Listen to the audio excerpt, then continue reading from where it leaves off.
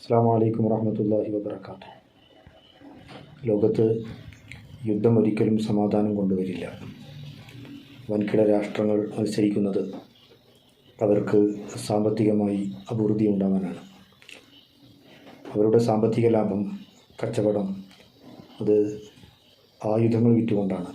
അമേരിക്കയും ഇസ്രായേലും തുടങ്ങി ലോകത്ത് വിനാശങ്ങൾ വിതക്കുന്ന രാജ്യങ്ങളൊക്കെ വൻതോതിൽ ആയുധ കച്ചവടം നടത്തി ലാഭം കൊയ്യണമെങ്കിൽ ഈ ലോകത്ത് അശാന്തി നിലനിൽക്കണം.